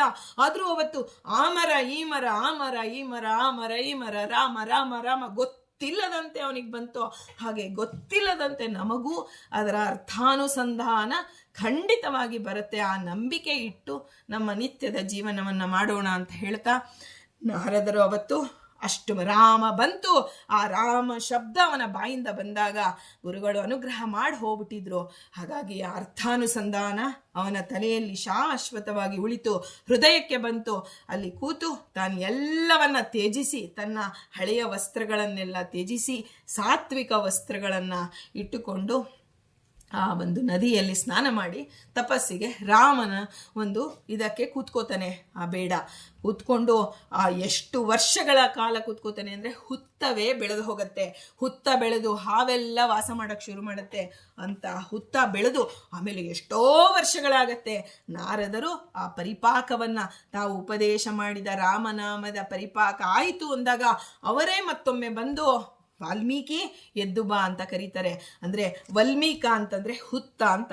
ಆ ಹುತ್ತದಿಂದ ಎದ್ದು ಬರ್ತಾರೆ. ನಾರದ ಧ್ವನಿ ಕೇಳಿದ ತಕ್ಷಣ ಅವರಿಗೆ ಗುರುಗಳ ಧ್ವನಿ ಕೇಳಿದ್ದು ಆ ಒಂದು ಕಿವಿಯಲ್ಲಿ ಹೃದಯದಲ್ಲಿ ಹೇಗೆ ತುಂಬಿಟ್ಕೊಂಡಿರ್ತಾರೆ ಅಂದರೆ, ರಾಮ ಬಿಟ್ಟರೆ ಆ ಒಂದು ಗುರುಗಳೇ ಅವರಿಗೆ ಆ ಮನಸ್ಸಿನಲ್ಲಿ ಆ ಧ್ವನಿ ಒಂದು ಪರಿಚಿತವಾಗಿತ್ತು. ಎಲ್ಲವನ್ನ ಮರೆತು ಕೂತಿದ್ರು ತಪಸ್ಸಿಗೆ. ಹಾಗಾಗಿ ನಾರದರು ಬಂದು ಮತ್ತೆ ವಾಲ್ಮೀಕಿಗಳಿಗೆ ಅನುಗ್ರಹ ಮಾಡ್ತಾರೆ. ಅದರಿಂದ ಆ ವಾಲ್ಮೀಕಿ ಅಂತ ಕರೆದಂಥದ್ದು ಯಾರು? ನಾರದರು. ವಾಲ್ಮೀಕ ಅಂದರೆ ಹುತ್ತದಿಂದ ಎದ್ದು ಬಾ ಅಂದ್ರು. ಅದಕ್ಕೆ ನನಗೆ ವಾಲ್ಮೀಕಿ ಅನ್ನೋ ಒಂದು ಹೆಸರಾಯಿತು. ಆಮೇಲೆ ಅನುಷ್ಠಾನಗಳ ಒಂದು ಇದರಿಂದ ಮಹರ್ಷಿ ಎನ್ನುವ ಒಂದು ಪದವಿ ನನಗೆ ಸಿಕ್ತು ಸ್ವಾಮಿ ಅಂತ ರಾಮನ ಮುಂದೆ ವಾಲ್ಮೀಕಿಗಳು ಹೇಳ್ತಾ ಇದ್ದಾರೆ. ಹೀಗೆ ಇಂಥ ನಮ್ಮ ಒಂದು ಮನಸ್ಸಿನ ಒಂದು ಮಾತುಗಳನ್ನು ಭಗವಂತ ಕೂತು ಕೇಳಿಸ್ಕೋತಾನೆ ಅಂದರೆ ಅದು ರಾಮನ ಒಂದು ಪರಮ ಕಾರುಣ್ಯ, ಆ ಒಂದು ಅತ್ಯಂತ ದಯಾಳುತ್ವ. ಈ ದಯಾಳುತ್ವ ರಾಯರಿಗೆ ಹೇಗೆ ಬಂತು ಅಂದರೆ, ಮೂಲ ರಾಮನನ್ನು ಸದಾ ಬ್ರಹ್ಮಕರಾರ್ಚಿತ ಮೂಲ ರಾಮನನ್ನು ಅರ್ಚನೆ ಮಾಡ್ತಾರೆ. ಹೀಗೆ ಮೊದಲಿಗೆ ರಾಮನ ಅನುಗ್ರಹ ಆಯಿತು. ಈಗ ಮುಂದಿನ ಒಂದು ಸಂಗತಿಯಲ್ಲಿ ನಾವು ಕೇಳ್ತೀವಿ, ರಾಮಾಯಣವನ್ನು ಹೇಗೆ ಬರೆದ್ರು ರೀ ವಾಲ್ಮೀಕಿಗಳು? ಹೇಗೆ ರಾಮಾಯಣ ಬರೋದಕ್ಕೆ ಅದರ ಹಿನ್ನೆಲೆ ಏನು ಅನ್ನೋದನ್ನು ಮೊದಲಿಗೆ ಅರ್ಥ ಮಾಡ್ಕೊಳ್ಳೋಣ. ಯಾವಾಗ ಗುರುಗಳು ಅನುಗ್ರಹ ಮಾಡಿದ್ರೋ ಆಗ ಭಗವಂತ ಅನುಗ್ರಹ ಮಾಡ್ತಾನೆ. ಆಮೇಲೆ ಮತ್ತೆ ಅವನು ವಾಯುದೇವರ ಹತ್ರ ಕಳಿಸ್ಕೊಡ್ತಾನೆ. ಗುರುಗಳು ಅನುಗ್ರಹ ಮಾಡಿದರೆ ಭಗವಂತ ಅನುಗ್ರಹ ಮಾಡಿದರೆ ವಾಯುದೇವರು ಅಂದರೆ ವಾಯು ಬ್ರಹ್ಮರು ಅಂತ. ಹಿಂದೆ ಒಂದು ತಪಸ್ವಿಗಳು, ವೇದಾಧ್ಯಯನ ನಿರತರು ಆದ ನಾರದ ಮಹರ್ಷಿಗಳು ಮತ್ತೊಮ್ಮೆ ಆ ಒಂದು ವಾಲ್ಮೀಕಿಗಳ ಒಂದು ಆಶ್ರಮಕ್ಕೆ ಬರ್ತಾರೆ. ಅವರು ಮಹರ್ಷಿ ಆದ ಮೇಲಿನ ಕಥೆ ಇದು. ಮಹರ್ಷಿ ಆದ ಮೇಲೆ ಪ್ರತಿನಿತ್ಯ ಅವರ ನಿತ್ಯದಾನ್ನಿಕಗಳೆಲ್ಲ ಮುಗಿಸ್ಕೊಂಡು ಭಾರದ್ವಾಜರು ಕೈಕಟ್ಟಿ ನಿಂತಿರ್ತಾರೆ ರೀ. ಭಾರದ್ವಾಜರು ವಾಲ್ಮೀಕಿ ಋಷಿಗಳ ಶಿಷ್ಯರು. ಆಗ ಬಂದಾಗ ಹೇಳ್ತಾರೆ, ವಾಲ್ಮೀಕಿಗಳು ಪ್ರಶ್ನೆ ಮಾಡ್ತಾರೆ ನಾರದರನ್ನ, ಸ್ವಾಮಿ, ಈ ಲೋಕದಲ್ಲಿ ಯಾವ ಪುರುಷ ಧರ್ಮಜ್ಞನಾಗಿದ್ದಾನೆ, ಗುಣವಂತನಾಗಿದ್ದಾನೆ, ವೀರ, ಕೃತಜ್ಞ, ಸತ್ಯವಾದಿ, ದೃಢ ಸಂಕಲ್ಪ ಆಗಿ ಇರುವಂತಹ ಪುರುಷ ಯಾರಿದ್ದಾನೆ? ಸದಾಚಾರದಿಂದ ಯಾರು ಕೂಡಿದ್ದಾನೆ? ಸಕಲ ಪ್ರಾಣಿಗಳಿಗೂ ಹಿತವನ್ನು ಬಯಸೋನು ಯಾರು? ವಿದ್ವಾಂಸನಾಗಿರಬೇಕು, ಕಾರ್ಯದಕ್ಷ, ಸುಂದರ, ಕ್ರೋಧವನ್ನು ಜಯಿಸಿದವನು, ಅಸೂಯಾರಹಿತ ಯಾರಾದರೂ ಇದ್ದಾರಾ ಸ್ವಾಮಿ? ಒಬ್ಬನಲ್ಲಿ ಇಷ್ಟು ಗುಣಗಳಿದೆಯಾ ಅಂತ ಕೇಳ್ತಾರೆ ವಾಲ್ಮೀಕಿಗಳು. ಯಾರು ಯುದ್ಧದಲ್ಲಿ ಮುನಿದು ನಿಂತರೆ ದೇವತೆಗಳು ಕೂಡ ಅವನಿಗೆ ಹೆದರಬೇಕು, ಅಂತಹ ಪುರುಷನ ವಿಷಯವಾಗಿ ನೀವು ಮಾತ್ರ ತಿಳಿಸಿಕೊಡಲು ಸಮರ್ಥರಿದ್ದೀರಾ. ಅಂದರೆ ಇನ್ಯಾರೂ ಇಲ್ಲ ಅಂತಲ್ಲ, ಗುರುಗಳು ಹೇಳಿದ್ದೆ ನಮಗೆ ಒಂದು ಶಂಕದಿಂದ ಬಂದರೆ ತೀರ್ಥ ಅಂತಾರಲ್ಲ, ನಮ್ಮ ಗುರುಗಳ ಬಾಯಿಂದ ಬಂದರೆ ನಮಗೆ ಅರ್ಥ ಆಗೋದ್ರಿ. 1000 ಜನ ಹೇಳ್ಬೋದು ನಮಗೆ ವಿಷಯಗಳನ್ನು, ಆದರೆ ಅದು ಕೇವಲ ಕಿವಿಯಲ್ಲೇ ನಿಂತು ಹೋಗುತ್ತೆ. ಹೃದಯಕ್ಕೆ ಬರಬೇಕಾದ್ರೆ ಆ ಫೋರ್ಸ್ ಬರಬೇಕಲ್ಲ ರೀ. ಕಿವಿಯಿಂದ ನಮ್ಮ ಒಂದು ಶ್ರವಣೇಂದ್ರಿಯದಿಂದ ಹೃದಯ ಮನಸ್ಸಿಗೆ ಬರಬೇಕಲ್ಲ, ರುದ್ರದೇವರು ಅದನ್ನು ಎಳಿಬೇಕಲ್ಲ. ಅಂದರೆ ಅದು ಒಳಗಿನ ಫೋರ್ಸ್ ಅಲ್ಲ ರೀ, ಹೊರಗಿನ ಫೋರ್ಸು. ನೀನು ಎಷ್ಟು ಜೋರಾಗಿ ಬಾಲ್ ಎಸಿತ್ಯೋ ಅಷ್ಟು ಜೋರಾಗಿ ಹೊರಗೆ ಬರುತ್ತೆ ಅಂತ ನಾವು ಮಕ್ಕಳ ಆಟದಲ್ಲಿ ನೋಡಿದೀವಲ್ವಾ. ಹಾಗೆ ಹೊರಗಿನಿಂದ ಗುರುಗಳು ನಮಗೆ ಎಷ್ಟು ಜೋರಾಗಿ ಫೋರ್ಸಲ್ಲಿ ಹಾಕ್ತಾರೋ ಅದು ಹೃದಯಕ್ಕೆ ಹೋಗಬೇಕು ಅಂತ ಹೇಳ್ತಾರೆ. ಹಾಗಾಗಿ ಗುರುಗಳಾದ ನೀವೇ ಸಮರ್ಥರಿದ್ದೀರಾ ಸ್ವಾಮಿ ಅಂತ ಹೇಳಿ ಪ್ರಾರ್ಥನೆ ಮಾಡಿದಾಗ, ಇದಕ್ಕೆ ನಾನು ಅರ್ಹನೆನಿಸಿದರೆ ನೀವು ನನಗೆ ಹೇಳಿ ಅಂತ ಕೇಳ್ತಾರೆ. ಆಗ ನಾರದರಿಗೆ ತುಂಬ ಸಂತೋಷ, ಅವ್ರು ಬಂದಿದ್ದೆ ಅದಕ್ಕೋಸ್ಕರ. ಅದರಿಂದ ಅವರು ಹೇಳ್ತಾರೆ, ವಾಲ್ಮೀಕಿ ಮುನಿಗಳೇ, ಈ ಎಲ್ಲ ಗುಣಗಳು ಭಗವಂತ ನರನಾಗಿ ಜನ್ಮ ಅವತಾರ ಮಾಡಿದಾನೆ, ಅವನೊಬ್ಬನಲ್ಲೇ ಇರೋದು. ಯಾವ ಮನುಷ್ಯನಿಗೂ ನೀವು ಹೇಳಿದಂಥ ಎಲ್ಲ ಗುಣಗಳು, ಯಾವುದೋ ಒಂದು ಗುಣದ ಆಭಾಸ ಒಬ್ಬ ಮನುಷ್ಯನಲ್ಲಿ ಕಾಣಬಹುದು. ಆದರೆ ಭಗವಂತ ನರನಾಗಿ ಬಂದು, ಯಾಕೆ ಅದಕ್ಕೆ ಹನುಮಂತ ದೇವರು ಕಪಿಯಾಗಿ, ಅಂದರೆ ಈಗಾಗಲೇ ಮನುಷ್ಯನಾಗಿ ಭಗವಂತ ಪ್ರಾದುರ್ಭಾವ ಆಗೋಗಿದೆ. ಅದರಿಂದ ನಾನು ಅವನ ಒಂದು ಸಮಕ್ಕೂ ಇರಬಾರ್ದು, ಮನುಷ್ಯನಾಗೆ ಅವತಾರ ಮಾಡ್ಬೋದಿತ್ತು ಹನುಮಂತ ದೇವರು. ಯಾಕೆ ಅವರು ಕಪಿಯಾದರು? ನಾನು ಮನುಷ್ಯನಿಗಿಂತ ರಾಮನಿಗಿಂತ ಯಾವಾಗೂ ನಾನು ರಾಮನ ದಾಸ ಅನ್ನೋದನ್ನ ತಮ್ಮ ಒಂದು ಜನ್ಮದ ಮೂಲಕನೇ ಅವರು ಪ್ರಕಟ ಮಾಡ್ತಾರೆ. ಅದರಿಂದ ನೀನು ಹೇಳಿದ ಎಲ್ಲ ಗುಣಗಳು ಭಗವಂತನಲ್ಲೇ ಇರೋದು. ನಾನು ಅವನ ವಿಷಯವನ್ನು ನೀನು ಹೇಳೋದಕ್ಕಾಗೆ ಬಂದಿದ್ದೀನಿ ಅಂತ ಹೇಳ್ತಾ, ಇಕ್ಷ್ವಾಕು ವಂಶದಲ್ಲಿ ರಾಮದೇವರು ಆವಿರ್ಭವಿಸಿದ್ದಾರೆ. ಅವನು ರಾಮ, ಶ್ರೀರಾಮನಾಗಿ ಬಂದಿದ್ದಾನೆ. ಮಹಾಪರಾಕ್ರಮಿಯಾಗಿದ್ದಾನೆ, ಶಾಂತಿಯುಕ್ತ, ಧೀರ, ಜಿತೇಂದ್ರಿಯ, ಎಲ್ಲವೂ ನೀನು ಹೇಳಿದ ಎಲ್ಲ ಗುಣವು ರಾಮನಲ್ಲಿ ಇದೆ ಅಂತ ಹೇಳ್ತಾ, ನಾರದರು ರಾಮನ ವರ್ಣನೆಯನ್ನು ಮಾಡ್ತಾರೆ. ಅದನ್ನು ಕೇಳಿ ವಾಲ್ಮೀಕಿಗಳು ಮೈ ಮರಿತಾರೆ. ರಾಮನಿಂದ ನಾನಿವತ್ತು ಮಹರ್ಷಿಯಾಗಿ ಕೂತಿದ್ದೀನಿ, ರಾಮನಾಮ ನೀವು ಉಪದೇಶ ಮಾಡಿದ್ದಕ್ಕೆ ರಾಮನಾಮದ ಆ ಒಂದು ಇದರಿಂದ ನಾನು ನಿಮ್ಮ ಮುಂದೆ ಕೂತಿದ್ದೀನಿ ಅಂತ ಹೇಳ್ತಾ, ರಾಮನನ್ನು ಇಷ್ಟು ವರ್ಣನೆ ಮಾಡಿದ್ರಲ್ಲ, ಇಬ್ಬರು ಮೈಮರಿತಾರೆ ಗುರು ಶಿಷ್ಯರು. ಆಗ ಎಲ್ಲ ವಿಷಯ ಇದನ್ನು ಹೇಳ್ತಾ, ಅವನು ದಶರಥ ಮಹಾರಾಜನ ಜ್ಯೇಷ್ಠ ಪುತ್ರನಾಗಿದ್ದಾನೆ, ಅವನಿಗೆ ಪಟ್ಟಾಭಿಷೇಕ ಮಾಡಬೇಕು ಅಂತಾಗ ಚಿಕ್ಕಮ್ಮ ಕೈಕೇಯಿ ಇದ್ದಾಳಲ್ಲ, ಅವಳು ತಡೆ ಹಿಡಿದ್ರಿಂದ 14 ವರ್ಷ ಕಾಡಿಗೆ ಹೋಗಿ ಋಷಿಗಳಿಗೆ ಋಷಿ ಮುನಿಗಳು ಯಾರ್ಯಾರಿಗೆ ಏನು ರಾಕ್ಷಸರಿಂದ, ಆ ಸಾತ್ವಿಕರಿಗೆ ರಾಜಸರು ತಾಮಸರಿಂದ ಏನೇನು ತೊಂದರೆ ಆಗ್ತಿತ್ತೋ ಅದೆಲ್ಲವನ್ನ ನಿವಾರಣೆ ಮಾಡಿ ಭೂಲೋಕದಲ್ಲಿ ಭೂಭಾರವನ್ನು ಕಡಿಮೆ ಮಾಡಿದ್ದಾನೆ. ಭೂಭಾರವೇ ಇಲ್ಲದಂತೆ ಸಾತ್ವಿಕರ ಋಷಿ ಮುನಿಗಳ ಪ್ರತಿನಿತ್ಯದ ಅನ್ನಿಕಕ್ಕೆ ಅನುಕೂಲ ಮಾಡಿಕೊಟ್ಟಿದ್ದಾನೆ. ಅದರಿಂದ ಇಂತಹ ಒಂದು ರಾಮನ ಬಗ್ಗೆ ವಿಶದವಾಗಿ, ಅಂದರೆ ಶಿಷ್ಯನಿಗೆ ರಾಮನ ಬಗ್ಗೆ ತಿಳಿ ಹೇಳಿದ್ರು ವಾಲ್ಮೀಕಿಗಳು. ರಾಮಾಯಣವನ್ನು ನಾವು ಕೇಳುವಾಗ ನಮಗೆ ರಾಮ, ಸೀತೆ, ಲಕ್ಷ್ಮಣ, ಭರತ, ಶತ್ರುಘ್ನ, ಹನುಮಂತ ಇಷ್ಟೇ ಪಾತ್ರಗಳು ಬರುತ್ತೀರಿ. ರಾಮಾಯಣ ಇವತ್ತು ನಮ್ಮ ಪಾಲಿಗೆ ಬರಬೇಕಾದ್ರೆ ನಮ್ಮ ಪಾಲಿಗೆ ಉಳಿಸಿದವರು ವಾಲ್ಮೀಕಿ ಮಹರ್ಷಿಗಳು. ಅವರಿಗೆ ಹೇಗೆ ಅನುಗ್ರಹ ಆಯಿತು ಅನ್ನೋದನ್ನು ನಾವು ತಿಳಿಬೇಕು. ಮೂಲ ರಾಮನ ಬಲದಿಂದ, ಇವತ್ತು ಶ್ರೀರಾಮನ ಬಲದಿಂದ ನಮ್ಮ ರಾಘವೇಂದ್ರ ಸ್ವಾಮಿಗಳು ನಮಗೆಲ್ಲ ನಮ್ಮಂಥ ಕೋಟಿ ಕೋಟಿ ಅನಂತ ಜೀವರಿಗೆ ಅವರು ಅನುಗ್ರಹ ಮಾಡ್ತಿದ್ದಾರೆ. ಅಂದರೆ ಆ ರಾಮನ ಬಗ್ಗೆ ನಾವು ಇವತ್ತು ತಿಳಿಲೇಬೇಕು ಅಂತ ಹೇಳ್ತಾ, ನಾರದರು ಹೇಳಿ ನಿನಗೆ ದೇವ ಅನುಗ್ರಹ ಮಾಡ್ತಾನೆ ಅಂತ ಹೇಳಿ ಹೊರಟುಬಿಟ್ರು. ನಾರದರ ಅನುಗ್ರಹ ಯಾವಾಗ ಆಯಿತೋ ಆಗ ನೋಡಿ, ಆ ಮಹರ್ಷಿಗಳು ಆ ಒಂದು ಆಶ್ರಮದ ಬಳಿ ತಮಸಾ ನದಿ ಹರಿತಿತ್ತೋ, ಆ ತಮಸಾ ನದಿಗೆ ಅನ್ನಿಕಗಳನ್ನು ಮಾಡ್ಕೋಬೇಕು ಅಂತ ಹೋದರು. ಅವರು ಸಹಜವಾಗಿ ಕವಿಗಳು. ಯಾರು? ವಾಲ್ಮೀಕಿ ಋಷಿಗಳು. ಅವರು ಭಾರದ್ವಾಜರು ಜೊತೆಗೆ ಬಂದಿದ್ದಾನೆ. ಕಲಶ, ನಾರುಮಡಿ ಎಲ್ಲವನ್ನ ಹಿಡ್ಕೊಂಡಿದ್ದಾನೆ ಭಾರದ್ವಾಜರು ಎದುರುಗಿದ್ದಾರೆ ರೀ ಇವೆಲ್ಲ ನಡಿಬೇಕಾದ್ರೆ. ಆಗ ಅಲ್ಲಿ ಒಂದು ಮರದ ಮೇಲೆ 2 ಕ್ರೌಂಚ ಪಕ್ಷಿಗಳು ಇತ್ತು. ಅದನ್ನ ಇಡೀ ಒಂದು ವನದ ಒಂದು ಸೌಂದರ್ಯವನ್ನ ನೋಡ್ತಾ ಇರೋ ಕಾಲಕ್ಕೆ ಆಗ ಒಬ್ಬ ಬೇಡ ಬಂದು ಅವನು ಈ ಒಂದು ವಾಲ್ಮೀಕಿಗಳಿಗೆ ವಿರುದ್ಧನಾಗಿ ಬದುಕ್ತಾ ಇದ್ದ. ವಾಲ್ಮೀಕಿಗಳು ಒಮ್ಮೆ ಬೇಡರಾಗಿದ್ರು, ಆದರೆ ಇವತ್ತು ಅವರು ವಾಲ್ಮೀಕಿಗಳು. ಅಂದರೆ ನಮ್ಮ ಜೀವನದಲ್ಲಿ ನಾವು ಹೇಗಿದ್ವಿ ಅನ್ನೋದಲ್ಲ ರೀ, ಇವತ್ತು ಹೇಗಿದ್ದೀವಿ, ಹೇಗೆ ಬದುಕ್ತಾ ಇದ್ದೀವಿ ಅನ್ನೋದೇ ಮುಖ್ಯ. ಹಾಗೆ ಅವನು ಬಂದು ಈ ಋಷಿಗಳು ನೋಡ್ತಾ ಇದ್ದಾರೆ. ಆ 2 ಗಂಡು ಮತ್ತು ಹೆಣ್ಣು ಹಕ್ಕಿಗಳು ಇದ್ದಾಗ ಅದಕ್ಕೆ ಬಾಣ ಬಿಟ್ಟ. ಆ ಬಾಣ ಆ ಒಂದು ಗಂಡು ಪಕ್ಷಿಗೆ ತಗುಲಿ ಅದು ಕೆಳಗೆ ಬಿದ್ದು ವಿಲ ಒದ್ದಾಡಿ ಅದು ಆಕ್ರಂದನ ಮಾಡೋಕೆ ಶುರು ಮಾಡ್ತು. ಅದನ್ನು ನೋಡಿದಾಗ ಅವ್ರಿಗೆ ಶೋಕ ತಪ್ತರಾದ್ರು ಋಷಿಗಳು. ಮನುಷ್ಯತ್ವ ಅಂತ ನಾವು ಹೇಳ್ತೀವಲ್ಲ, ಯಾವುದೇ ಪ್ರಾಣಿ ಪಕ್ಷಿಗಳಿಗೆ ಏನು ಆಕ್ರಂದನ ಮಾಡಿದ್ರು ಅದನ್ನ ಸಜ್ಜನರು ಸಹಿಸೋದಿಲ್ವಂತೆ. ಯಾರಿಗೆ ನೋವಾದರೂ ಅವರು ಸಹಿಸಲ್ಲ. ನಮಗೆ ಹಂಗಲ್ಲ ರೀ, ಯಾರಿಗೆ ನೋವಾಗ್ಬಾರ್ದು, ನಾವು ನಮ್ಮ ಮಕ್ಕಳು ನಮ್ಮನೆ ಇಷ್ಟೇ. ನಮಗೆ ಬೇರೆಯವ್ರು ನೋವು ಹಾಕಿ ಕಣ್ಣೀರು ಹಾಕೊಂಡ್ರು ಅದು ನಮ್ಮ ಹೃದಯಕ್ಕೆ ತಗುಲೋದಿಲ್ಲ. ಅದು ಯಾವುದೋ ಮಗು ಅಳ್ತಾನೆ ಇರುತ್ತೆ, ನಮ್ಮ ಮಗು ಅಲ್ಲ ಬಿಡಿ, ನಮ್ಮ ಮಗು ಇಲ್ಲೇ ಇದೆ ಅಂತ ಬಾಗ್ಲಾಕೊಂಡು ಒಳಗೆ ಬರುವಂಥ ಹೀನ ಜನ ನಾವು. ಋಷಿ ಮುನಿಗಳು ಹಾಗಲ್ಲ. ಒಂದು ಪ್ರಾಣಿ ಪಕ್ಷಿಗೆ ನೋವಾದರೆ ಅದನ್ನು ಪರಿಹಾರ ಮಾಡೋಕ್ಕೆ ಋಷಿ ಮುನಿಗಳು ಮುಂದಾಗ್ತಾರೆ. ಹಾಗಾಗಿ ಅದನ್ನು ನೋಡಿದ ತಕ್ಷಣ ಶೋಕದಿಂದ ಕೂಡಿದ ವಾಲ್ಮೀಕಿಗಳ ಮನಸ್ಸಿನಿಂದ ಒಂದು ಆ ಮಾತುಗಳು ಹೊರಡ್ತು. ಆ ಮಾತುಗಳು ಹೇಗೆ ಹೇಳುವಾಗ ಅವರಿಗೆ ಎಚ್ಚರನೇ ಇಲ್ಲ, ಇದು ಹೇಗೆ ಬಂತು ನನ್ನ ಬಾಯಿಂದ? ಶಿಷ್ಯನನ್ನ ಕುರಿತು ಕೇಳ್ತಾರೆ, ಭಾರದ್ವಾಜ ಇದೇನಿದು, ನನ್ನ ಬಾಯಿಂದ ಇಂತಹ ಮನಸ್ಸು ನೋವಲ್ಲಿರಬೇಕಾದ್ರೆ ಅದು ಪಾದದಿಂದ ಬದ್ಧವು, ಸಮವಾದ ಅಕ್ಷರದಿಂದ ಕೂಡಿದೆ, ವೀಣೆಯಂತಹ ವಾದ್ಯಗಳಿಗೆ ಲಯದಲ್ಲಿ ಹೊಂದುವಂತಹ ಆ ಒಂದು ಶಾಪದ ವಾಕ್ಯ ನನ್ನ ಬಾಯಿಂದ ಬಂದಿದೆ.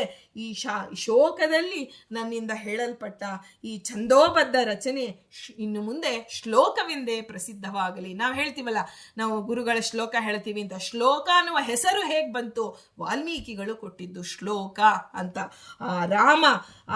ರಾಮನ ಒಂದು ರಾಮಾಯಣಕ್ಕೆ ಮೂಲವಾಗಿದ್ದು ಭರದ್ವಾಜರು ಎದುರುಗಿದರೆ ವಾಲ್ಮೀಕಿಗಳ ಬಾಯಲ್ಲಿ ಆ ಮಾತು ಬಂತು. ಭರದ್ವಾಜರು ಆ ಉತ್ತಮವಾದ ಶ್ಲೋಕಗಳನ್ನು ಮೊದಲಿಗೆ ಧರಿಸಿದವರು ಯಾರು?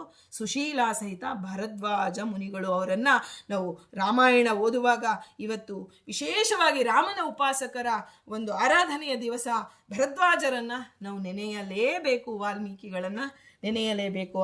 ಆಮೇಲೆ ವಾಲ್ಮೀಕಿಗಳು ತಮಸ ಒಂದು ಇದರಲ್ಲಿ ವಿಧಿವತ್ತಾಗಿ ಸ್ನಾನ ಎಲ್ಲ ಮಾಡಿ ಮತ್ತು ಅವತ್ತಿನ ಘಟನೆ, ಇವಾಗ ನಮ್ಮ ಮನೆ ಒಂದು ಘಟನೆ ನಮ್ಮ ಮನಸ್ಸಿಗೆ ನೋವಾಗುವುದು ನಡೆದರೆ ಇಡೀ ಒಂದು ಸೂರ್ಯೋದಯದಿಂದ ಸೂರ್ಯಾಸ್ತದವರೆಗೂ ನಮಗೆ ಅದೇ ಹೇಗೆ ಮನಸ್ಸಿನಲ್ಲಿ ಸುತ್ತುತ್ತಾ ಇರುತ್ತೋ ಹಾಗೆ ಅದರಲ್ಲೇ ಮನಸ್ಸನ್ನು ಇಟ್ಕೊಂಡು ಬಂದರು. ಆಗ ಬಂದು ಕುಳಿತುಕೊಂಡು ಆ ಶ್ಲೋಕ ಏನು ತನ್ನ ಬಾಯಿಂದ ಗೊತ್ತಿಲ್ಲದೆ ಬಂತೋ ಅದನ್ನು ಮತ್ತೊಮ್ಮೆ ಪುನರುಚ್ಚಾರ ಮಾಡ್ತಾರೆ. ಮಾಡಿದ ತಕ್ಷಣ ದೊಡ್ಡ ಬೆಳಕು ಬಂದಂಗಾಗತ್ತೆ. ನೋಡಿದರೆ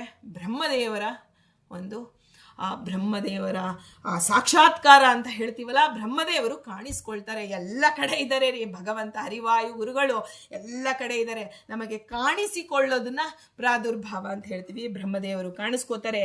ಎಲ್ಲಿ ಬ್ರಹ್ಮದೇವರು, ಎಲ್ಲಿ ವಾಲ್ಮೀಕಿ ಋಷಿಗಳು? ನಾರದರ ಅನುಗ್ರಹ ಪಡೆದಿದ್ದಕ್ಕೆ ಬ್ರಹ್ಮದೇವರ ಅನುಗ್ರಹವರೆಗೂ ಆಯಿತು.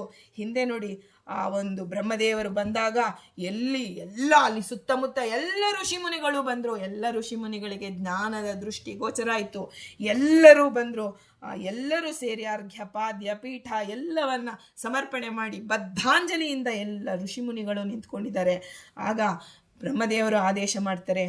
ಆ ಮನಸ್ಸಿನಲ್ಲಿ ಆ ವಾಲ್ಮೀಕಿ ಋಷಿಗಳಿಗೆ ಒಂದು ಪಶ್ಚಾತ್ತಾಪ ಇರುತ್ತೆ. ಅಯ್ಯೋ, ನಾನು ಶಾಪವನ್ನು ಕೊಟ್ಟನಲ್ಲ ಆ ಒಂದು ಬೇಡನಿಗೆ, ಆ ಶಾಪವನ್ನು. ಈಗ ನಾವು ಏನೇ ಮಾಡಿದ್ರು ಆ ಮನಸ್ಸಿನಲ್ಲಿ ಒಂದು ಆ ಘಟನೆಯ ಬಗ್ಗೆನೇ ಮನಸ್ಸು ಓಡ್ತಾ ಇರುತ್ತೆ. ಆಗ ಬ್ರಹ್ಮದೇವರು ಹೇಳ್ತಾರೆ, ಅವರ ಮನೋಗತವನ್ನು ಅರಿತ ಬ್ರಹ್ಮದೇವರು ಹೇಳ್ತಾರೆ, ಮಹರ್ಷಿ, ನೀನು ಆ ಛಂದೋಬದ್ಧವಾದಂತಹ ರಚನೆ ನನ್ನ ಇಚ್ಛೆಯಿಂದ ನನ್ನ ಹೆಂಡತಿ ನುಡಿಸಿದ್ದು, ಸರಸ್ವತೀ ದೇವಿ ನಿನ್ನ ನಾಲಿಗೆಯಲ್ಲಿ ನಿಂತು ನುಡಿಸಿದ್ದು, ಆ ಶ್ಲೋಕ ಅನ್ನುವ ಹೆಸರು ಕೊಟ್ಟಿದ್ದು ನಾನು ಅಂತ ಹೇಳಿ, ನನ್ನಲ್ಲಿರುವ ಭಗವಂತ ನನ್ನಿಂದ ಈ ರೀತಿ ಕೆಲಸ ಮಾಡಿಸ್ಬೇಕು ಅಂತ ಹೇಳಿ ನನಗೆ ಪ್ರೇರಣೆ ಮಾಡಿದ್ದಕ್ಕಾಗಿ ನಾನು ಬಂದಿದ್ದೇನೆ. ನೀನು ನಿನ್ನ ಈ ಛಂದಸ್ಸು ಏನು ರಚನೆ ಮಾಡಿದೆಯಲ್ಲ, ಇದೇ ಛಂದಸ್ಸಿನಿಂದ ನೀನು ಭಗವಂತನ ಶ್ರೀರಾಮನ ಚರಿತ್ರೆಯನ್ನು ನೀನು ಸಂಪೂರ್ಣವಾಗಿ ರಾಮಾಯಣವನ್ನು ರಚನೆ ಮಾಡು. ಈ ರಾಮನ ಚರಿತೆ ನನಗೆ ಗೊತ್ತಿಲ್ವಲ್ಲ ಸ್ವಾಮಿ, ನಾನಲ್ಲೆಲ್ಲೂ ಇಲ್ವಲ್ಲ ಅಂತಂದರೆ ಎಲ್ಲ ಘಟನೆಗಳು ನಿನಗೆ ಗೋಚರ ಆಗುತ್ತೆ. ಅದು ಏಕಾಂತವಾಗಿ ನಡೆದಿರಲಿ, ಬಹಿರಂಗವಾಗಿ ನಡೆದಿರಲಿ, ಅವರು ಹೊರಗೆ ಮಾತಾಡಿರಲಿ, ಒಳಗೆ ಮನಸ್ಸಿನಲ್ಲಿ ಯೋಚನೆ ಮಾಡಿರಲಿ, ಅದೆಲ್ಲವೂ ನಿನಗೆ ಕಣ್ಣಿಗೆ ಕಟ್ಟುವಂತೆ ಪ್ರತ್ಯಕ್ಷವಾಗಲಿ ಅಂತ ಈ ಪೃಥ್ವಿಯಲ್ಲಿ ಪರ್ವತ, ನದಿ ಎಲ್ಲಿವರೆಗೂ ಇದೆಯೋ ಅಲ್ಲಿವರೆಗೂ ನಿನ್ನ ರಾಮಾಯಣ ಇರಲಿ ಅಂತ ಬ್ರಹ್ಮದೇವರು ಅವರು ಅನುಗ್ರಹ ಮಾಡ್ತಾರೆ ವಾಲ್ಮೀಕಿಗಳಿಗೆ. ನಾರದರ ಅನುಗ್ರಹ ಪಡೆದ್ರೆ ಭಗವಂತ ಅನುಗ್ರಹ ಮಾಡ್ತಾನೆ, ಭಗವಂತನ ಅನುಗ್ರಹ ಆದರೆ ಬ್ರಹ್ಮದೇವರು ಅನುಗ್ರಹ ಮಾಡ್ತಾರೆ. ಬ್ರಹ್ಮವಾಯುಗಳು ಸಮರುರಿ, ಆದರೆ ಬ್ರಹ್ಮದೇವರ ಕೈಯಿಂದ ಅನುಗ್ರಹ ಪಡೆದವರು ವಾಲ್ಮೀಕಿ ಮಹರ್ಷಿಗಳು ಅಂತ ಹೇಳ್ತಾ. ಇದನ್ನು ನೋಡಿದಾಗ ನಮಗನ್ಸತ್ತೆ ನೋಡಿ, ಭಗವಂತನನ್ನೇ ಅನುಸರಿಸ್ತಾರೆ ಹರಿವಾಯುಗಳು ಅನ್ನೋದಕ್ಕೆ ವೇದವ್ಯಾಸರು ಅವತ್ತು ಸಂಜಯನಿಗೆ ದಿವ್ಯ ದೃಷ್ಟಿಯನ್ನು ಕೊಟ್ಟರು. ಅವತ್ತು ಅದನ್ನೇ ಅನುಸರಿಸಿದ್ರು ಅನ್ನೋ ರೀತಿಯಲ್ಲಿ ಬ್ರಹ್ಮದೇವರು ವಾಲ್ಮೀಕಿ ಮಹರ್ಷಿಗಳಿಗೆ ಒಂದು ದಿವ್ಯ ದೃಷ್ಟಿಯನ್ನು ಕೊಡ್ತಾರೆ. ನಿನಗೆ ಎಲ್ಲವೂ ಕಾಣಿಸಲಿ, ನೀನು ರಾಮಾಯಣವನ್ನು ರಚನೆ ಮಾಡು, ಅದು ಪ್ರಚಾರದಲ್ಲಿ ಇರೋವರೆಗೂ ನನ್ನ ಈ ಬ್ರಹ್ಮಲೋಕದಲ್ಲಿ ನೀನು ಸ್ವತಂತ್ರವಾಗಿ ವಿಹಾರ ಮಾಡಬಹುದು ಅಂತ ಅನುಗ್ರಹ ಮಾಡಿ ಹೊರಡ್ತಾರೆ ರೀ. ನಾವು ನಿನ್ನೆ ಇನ್ನು ಕೇಳಿದೀವಿ, 4 ಮುಖಗಳೆಲ್ಲ ಚತುರ್ಮುಖ ಬ್ರಹ್ಮದೇವರು ರಾಘವೇಂದ್ರ ಸ್ವಾಮಿ ವೃಂದಾವನದಲ್ಲಿ ಬಂದಿದ್ದಕ್ಕೆ 4 ದಿಕ್ಕಿನಲ್ಲಿ ಏಕಕಾಲಕ್ಕೆ ಮಂಗಳಾರತಿ ಆಗತ್ತೆ, ಏಕಕಾಲಕ್ಕೆ ಪೂಜೆ ಆಗತ್ತೆ ಅಂತ ನಿನ್ನೆ ಎಲ್ಲ ಕೇಳಿದೀವಿ. ಅಲ್ಲಿ ಅವರು ಕಳಿಸೋಹಿದ್ರು ಅದನ್ನ 4 ಒಂದು ದಿಕ್ಕಿನಲ್ಲೂ ರಾಯರಿಗೆ ಸಮಾನವಾಗಿ ಅಲಂಕಾರ ಮಾಡ್ತಾರೆ.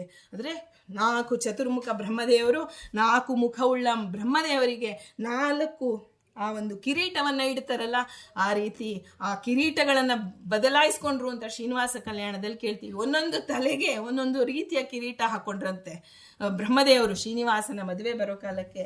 ಹಾಗೆ ಅಂಥ ವೈಭವದಿಂದ ಬಂದು ಬ್ರಹ್ಮದೇವರು ಕೂತರು. ಇವತ್ತು ಬ್ರಹ್ಮದೇವರು ವಾಲ್ಮೀಕಿಗಳಿಗೆ ಅನುಗ್ರಹ ಮಾಡಿದ್ದನ್ನು ನಾವು ಕೇಳ್ತಾ ಇದ್ದೀವಿ. ಎಲ್ಲ ಶಿಷ್ಯರು ಋಷಿ ಮುನಿಗಳು ವಿಸ್ಮಿತರಾಗ್ತಾರೆ. ಇಂಥ ಅನುಗ್ರಹ ಎಲ್ಲಿ ಜೀವೋತ್ತಮರಿಂದ ಅನುಗ್ರಹ ಪಡೆದಂಥವ್ರು ನೀವು ಅಂತ ವಾಲ್ಮೀಕಿಗಳನ್ನು ಎಲ್ಲರೂ ಪ್ರಶಂಸೆ ಮಾಡ್ತಾರೆ. ಆಗ ಅವರು ವಾಲ್ಮೀಕಿಗಳು ಅದೇ ಛಂದಸ್ಸಿನಲ್ಲಿ ದೋಷರಹಿತವಾದಂತಹ ವರ್ಣ ವಿನ್ಯಾಸದಿಂದ ಕೂಡಿದಂತಹ ಕಾವ್ಯ ಗುಣಗಳಿಂದ ಕೂಡಿದಂತಹ ಉತ್ತಮವಾದಂತಹ ಕೃತಿಯನ್ನು ರಚಿಸಿದ್ದಾರೆ ವಾಲ್ಮೀಕಿಗಳು. ಅವರು ಆ ಕಾವ್ಯದಲ್ಲಿ ಒಂದು ಭಾಗವೇ ಆಗಿದ್ದಾರೆ. ಹೀಗೆ ಎಲ್ಲವನ್ನ ಆ ರಾಮನಿಗೆ ಹೇಳ್ದ ಅಂತ, ರಾಮ ಹೇಗೆ ಬಂದಾಗ ವಾಲ್ಮೀಕಿಗಳು ಹೇಳಿದ್ರು ಅಂತ ನಾವು ಹೇಳ್ತೀವೋ ಆ ರೀತಿ ಇಷ್ಟೇನಾ ರೀ ಅಂದರೆ ಮುಂದೆ ನೋಡಿ ಉತ್ತರಕಾಂಡದಲ್ಲೂ ರಾಮಾಯಣದಲ್ಲಿ ವಾಲ್ಮೀಕಿಗಳು ಬರ್ತಾರೆ. ರಾವಣನನ್ನು ಸಂಹಾರ ಮಾಡಿ ಅಯೋಧ್ಯೆಗೆ ಹಿಂದಿರುಗಿ ಪಟ್ಟಾಭಿಷಿಕ್ತನಾಗ್ತಾನೆ. ರಾಮರಾಜ್ಯ ಸ್ಥಾಪನೆ ಆಗತ್ತೆ. ಆಮೇಲೆ ರಾಮನು ರಾಜ್ಯಭಾರ ಮಾಡಕವಾಗ 11,000 ವರ್ಷ ಆಗಿರುತ್ತೆ. ಆಗ ಅಗಸ ಒಬ್ಬ ಬರ್ತಾನೆ. ಬಂದು ಅವನು ಮಡದಿ ಎಲ್ಲೋ ಹೋಗಿ ಬಂದಿರ್ತಾಳೆ. ಬಂದಾಗ ನಾನೇನು ರಾಮನೇನು, ನೀನು ಎಲ್ಲೋ ಹೋಗಿ ಬಂದವಳನ್ನು ಮತ್ತೆ ನಾನು ಸೇರಿಸ್ಕೊಳ್ಳೋಕ್ಕೆ ಕ್ಷುಲ್ಲಕ ಮಾತು, ಪರಿಚಾರಕನನ್ನು ಬಿಟ್ಟಿರ್ತಾನೆ ರಾಮ. ಇದು ಆ ಮಾತನ್ನು ಕೇಳ್ತಿದ್ದಂಗೆ ಲಕ್ಷ್ಮಣನಿಗೆ ಹೇಳ್ತಾನೆ ರಾಮ, ತುಂಬ ಗರ್ಭಿಣಿಯಾಗಿರ್ತಾಳೆ ಸೀತಾದೇವಿ, ಅವಳನ್ನು ನೀನು ಒಂದು ಅರಣ್ಯದಲ್ಲಿ ಬಿಟ್ಟು ಬಾ ಅಂತ ಹೇಳಿಬಿಡ್ತಾನೆ. ಆಗ ಆ ಲಕ್ಷ್ಮಣ ಅರಣ್ಯದಲ್ಲಿ ಬಿಟ್ಟು ಬಾ ಅಂತ ಹೇಳ್ತಾನೆ. ಆದರೆ ಎಲ್ಲಿ ಬಿಡಬೇಕು ಅಂತ ರಾಮದೇವರು ಹೇಳಲ್ಲ. ಆದರೆ ರಾಮದೇವರ ಮನೋಗತವನ್ನು ಅರಿತಂತಹ ಆ ಲಕ್ಷ್ಮಣ ದೇವರು ಆ ಸೀತೆಯನ್ನು ವಾಲ್ಮೀಕಿಗಳ ಆಶ್ರಮದ ಸಮೀಪದಲ್ಲಿ ಕಾಡಿನಲ್ಲಿ ಬಿಟ್ಟು ಬರ್ತಾರೆ. ನೋಡಿ ಎಂಥ ಅನುಗ್ರಹ ರೀ. ಸೀತಾದೇವಿಯನ್ನು ಕೇವಲ ರಾಮನ ಅನುಗ್ರಹ, ಕೇವಲ ನಾರದರ ಅನುಗ್ರಹ ಪಡೆದಿದ್ದವರು, ಮೊದಲಿಗೆ ನಾರದರು ಹುಡುಕಿಕೊಂಡು ಬಂದು ಅನುಗ್ರಹ ಮಾಡಿದವರು. ಎಲ್ಲಿ ಬ್ರಹ್ಮದೇವರು ಈ ಪರಶುಕ್ಲ ತ್ರಯರ ಅನುಗ್ರಹ ಪಡೆದುಬಿಟ್ರು. ಲಕ್ಷ್ಮೀದೇವಿಯ ಸೇವೆಯನ್ನು ಮಾಡುವಂತಹ ಸೌಭಾಗ್ಯ ಆ ಒಂದು ವಾಲ್ಮೀಕಿ ಋಷಿಗಳಿಗೆ ಸಿಗತ್ತೆ. ಆ ಲಕ್ಷ್ಮಣ ಸೀತಾದೇವಿಯನ್ನು ವಾಲ್ಮೀಕಿ ಋಷಿಗಳ ಹತ್ರ ಬಿಟ್ಟು ಹೋದಾಗ ತುಂಬ ಗರ್ಭಿಣಿಯಾಗಿರ್ತಾಳೆ ಸೀತಾದೇವಿ. ಆಗ ಸೀತೆಯನ್ನು ಸಮಾಧಾನ ಪಡಿಸಿ ಎಲ್ಲ ಆಶ್ರಮವಾಸಿಗಳು ಆ ಒಂದು ಮಹರ್ಷಿಗಳ ಪತ್ನಿಯರು ಎಲ್ಲರೂ ಸೇರಿ ಕರ್ಕೊಂಡು ಬರ್ತಾರೆ ಆಶ್ರಮಕ್ಕೆ. ಅಲ್ಲಿ ಲವಕುಶರ ಜನನ ಆಗತ್ತೆ. ಲವಕುಶರಿಗೆ ಜಾತಕರ್ಮ, ನಾಮಕರಣ ಎಲ್ಲ ಸಂಸ್ಕಾರವನ್ನು ವಾಲ್ಮೀಕಿ ಮಹರ್ಷಿಗಳು ಮಾಡ್ತಾರೆ ಅಂತ ಕೇಳ್ತೀವಿ. ವಸಿಷ್ಠರು ಯಾರು? ರಾಮದೇವರ ಕುಲಪುರೋಹಿತರು. ಭಗವಂತ ವಸಿಷ್ಠರಿಗೆ ಎಷ್ಟು ಅನುಗ್ರಹ ಮಾಡಿದನೋ ಒಮ್ಮೆ ವಾಲ್ಮೀಕಿಗಳಿಗೂ ಅನುಗ್ರಹ ಮಾಡ್ತಾನೆ. ಲವಕುಶರಿಗೆ ಯಾರು? ರಾಮದೇವರ ಮಕ್ಕಳು ರೀ, ಅವರಿಗೆ ಜಾತಕರ್ಮ ರಾಮಕರಣವನ್ನು ಮಾಡುವಂಥ ಸೌಭಾಗ್ಯವನ್ನು ಭಗವಂತ ಕೊಡ್ತಾನೆ. ಸೀತಾದೇವಿ ಅನುಗ್ರಹ ಆದರೆ ಆ ಒಂದು ಪ್ರಕೃತಿಯೇ ಅವರ ಒಂದು ಅನುಗ್ರಹ ಮಾಡಿದ್ಮೇಲೆ ಅವರ ಒಂದು ಪುಣ್ಯಕ್ಕೆ ಎಣೆ ಇರಲಿ ಅಂತ ಕೇಳ್ತಾರೆ. ಆ ಒಂದು ಲವಕುಶರಿಗೆ ರಾಮಾಯಣ ಬರೆದ್ರಲ್ಲ ತಾವು, ಆ ಬರೆದಿದ್ದನ್ನು ಅವನ ಮಕ್ಕಳಿಗೆ ಅವರು ಮೊದಲಿಗೆ ಉಪದೇಶ ಮಾಡಿ ಅವನಿಗೆ ಕಲಿಸಿಕೊಡ್ತಾರೆ. ಅಷ್ಟೇ ಅಲ್ಲ ರೀ, ರಾಮಾಯಣ ಕೇವಲ ಸಂಗೀತದಲ್ಲಿ ಹೇಳಿಕೊಟ್ಟಿದ್ದಲ್ಲ. ಅವರು ಎಂಥ ಒಂದು ಇವರು ಕ್ಷತ್ರಿಯರು ಅಂತ ಗೊತ್ತಲ್ಲ, ಎಲ್ಲ ಧನುರ್ವಿದ್ಯೆಯನ್ನೆಲ್ಲ ಕಲಿಸಿಕೊಡ್ತಾರೆ. ಆ ಧನುರ್ವಿದ್ಯೆಯನ್ನು ಕಲಿಸಿಕೊಡ್ತಾರೆ. ಜೊತೆಗೆ ಅವರಿಗೆ ರಾಮಾಯಣವನ್ನು ಕಂಠಪಾಠ ಮಾಡೋದಕ್ಕೆ ಆ ರೀತಿಯಲ್ಲಿ ಅವರನ್ನು ತಯಾರು ಮಾಡ್ತಾರೆ ಲವಕುಶರನ್ನ. ಆಮೇಲೆ ಆನಂತರ ಅಶ್ವಮೇಧ ಯಾಗ ಮಾಡಬೇಕು ಅಂತ ರಾಮ ನಿಶ್ಚಯ ಮಾಡಿದಾಗ ಕುದುರೆಯನ್ನು ದಿಗ್ವಿಜಯಕ್ಕೆ ಬಿಡ್ತಾನೆ. ಆ ಅಶ್ವಮೇಧದ ವಿಧಿಯ ಪ್ರಕಾರ ಕುದುರೆ 1 ವರ್ಷ ಎಲ್ಲ ಇಡೀ ಭೂಮಂಡಲವನ್ನು ಪ್ರದಕ್ಷಿಣೆ ಮಾಡಿ ಹಿಂತಿರುಗಿ ಬರಬೇಕು. ಆನಂತರ ಯಾಗ ಮಾಡಬೇಕು. ಆಗ ಯಾರಾದರೂ ಬಂಧಿಸಿದ್ರು ಅದನ್ನು, ಅಂದರೆ ಆ ಹಿಂದೆ ಸೈನ್ಯ ಬಂದಿದೆಯಲ್ಲ ಅದರೊಂದಿಗೆ ಯುದ್ಧ ಮಾಡಬೇಕು. ಆಗ ಕುದುರೆ ಸುತ್ತಾಡ್ತಾ ವಾಲ್ಮೀಕಿ ಋಷಿಗಳ ಆಶ್ರಮಕ್ಕೆ ಬರುತ್ತೆ. ಆಗ ಲವ ಏನು ಮಾಡ್ತಾನೆ? ಆ ಕುದುರೆಯನ್ನು ಕಟ್ತಾನೆ. ಯಾಕೆಂದ್ರೆ ಅದು ಕ್ಷತ್ರಿಯ ರಕ್ತ ರೇ, ಕ್ಷತ್ರಿಯ ಬುದ್ಧಿ ಅವನಿಗೆ ಬಂದಿರುತ್ತೆ. ಋಷಿಕುಮಾರರಾಗಿದ್ರೆ ವೇದಾಧ್ಯಯನ ನಿರತರಾಗಿರ್ತಿದ್ರು, ಕ್ಷತ್ರಿಯ ಲವ. ಹಾಗಾಗಿ ಆ ಒಂದು ಕಟ್ಟಿದ ಆ ರಾಮನ ಇಡೀ ಸೈನ್ಯವನ್ನ ಲವಕುಶರು ಎದುರಿಸ್ತಾರೆ. ಆಗ ವಾಲ್ಮೀಕಿಗಳು ಬಂದು ಲವಕುಶರನ್ನ ಕರ್ಕೊಂಡು ಬಂದು ರಾಮನಿಗೆ ಲವಕುಶರು ಜೊತೆಗೆ ಸೀತಾದೇವಿಯನ್ನ ಕರ್ಕೊಂಡು ರಾಮನ ಆಸ್ಥಾನಕ್ಕೆ ಬಂದು ರಾಮನಿಗೆ ಒಪ್ಪಿಸಿಕೊಡ್ತಾರೆ. ಲವಕುಶರ ಪರಿಚಯ ಹೇಳ್ತಾರೆ. ಎಲ್ಲ ಆ ಇಡೀ ಒಂದು ಇದರಲ್ಲಿ ಆಕಾಶದಿಂದ ಹೂಮಳೆ ಆಗತ್ತೆ. ಅವಾಗ ಎಲ್ಲ ದೇವತೆಗಳು ಅಸ್ತು ಅಸ್ತು, ಋಷಿಗಳು ಹೇಳಿದ್ದು ಸತ್ಯ ಸತ್ಯ ಅನ್ನುವ ಒಂದು ಮಾತು ಎಲ್ಲೆಡೆ ಕೇಳಿ ಬರುತ್ತೆ.